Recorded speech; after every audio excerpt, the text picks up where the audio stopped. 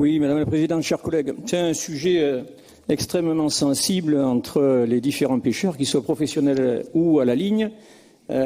Certains dossiers, comme celui du silure, cher au Président, suscitent beaucoup de tensions.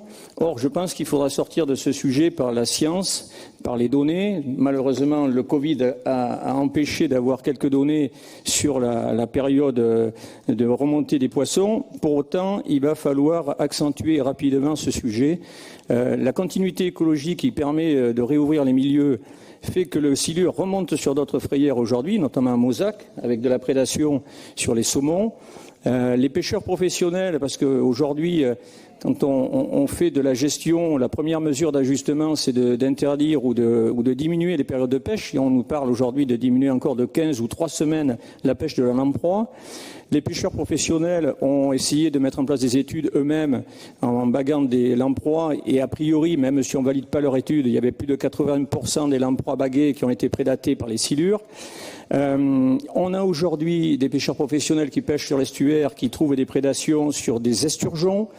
À un moment donné, il va falloir que l'on ait les bonnes décisions. Est-ce que, oui ou non, le silure est un problème pour la survie de nos grands migrateurs traditionnels?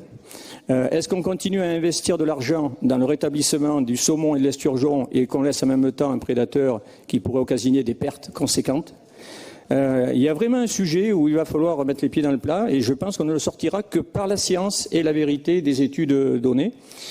Ensuite, j'étais intervenu la dernière fois sur les pêcheurs professionnels de l'estuaire qui pêchent le maigre.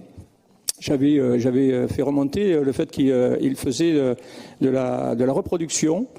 Cette année, il y a eu autant de maigrants, même presque trop, pendant le Covid. Ils ont même décidé d'eux-mêmes d'arrêter la pêche pendant une semaine. Je trouve que c'est tout à leur honneur d'essayer de mettre en place une gestion durable de l'espèce. Et j'étais intervenu sur le fait qu'ils pêchaient des esturgeons et que je trouvais dommage que ces gens ne puissent pas ni les baguer, ni quantifier quel était l'esturgeon attrapé. Alors on m'a répondu qu'ils ne pouvaient pas, que ceci, que cela. Force est de constater que j'y suis retourné, qu'encore j'ai vu un pêcheur qui avait pêché un bel esturgeon d'1,35 m, que non seulement il y a 10 ans, ils assuraient le bagage des esturgeons, mais depuis qu'on a mis en place une structure associative qui s'occupe de ça, on a écarté les pêcheurs professionnels d'une donnée permanente gratuite. C'est ridicule. En plus, on pourrait leur permettre de redonner 2 appareils de lecture, des balises que l'on met à l'intérieur, des puces électroniques. Ils pourraient continuer à les baguer. On aurait de ce fait un suivi plus efficace que de laisser seulement la pêche au chalut par l'instance qui est là en charge de suivre les esturgeons. Je pense que d'associer les professionnels en y mettant la science, ça tire vers le haut une gestion durable des espèces et ça donne aux pêcheurs aussi l'intérêt de s'impliquer dans la bonne animation des poissons migrateurs.